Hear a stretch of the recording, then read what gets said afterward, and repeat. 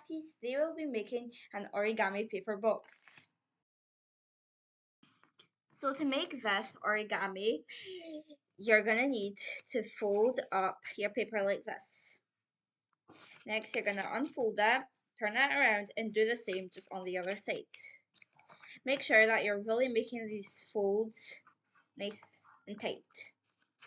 Next, by using your guidelines, fold in all of the remaining pieces to the middle. It should look a bit like triangles whilst you're folding it, and all ends should be touching together in the middle like this. After that, you will now unfold the two sides. After you've unfolded the two sides, you're going to fold them back together and then do the same for the other two sides. This is to make sure that all of them are tightly secured. Next, you're going to fold this bit into the middle and then this bit over the top. You're going to turn it around and do the same.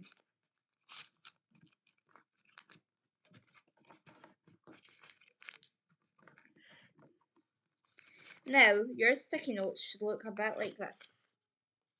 You're going to pull either two sides and then fold it up and fold the other piece of paper up and unfold it. Here is the tricky part. You're going to want to push in these sides. There are sides here and you're going to want to push them in a bit like this. So you're folding them in and you're doing this. Once you've done that, make sure that your edges are really sharp. And then you're going to do just the exact same on the other side.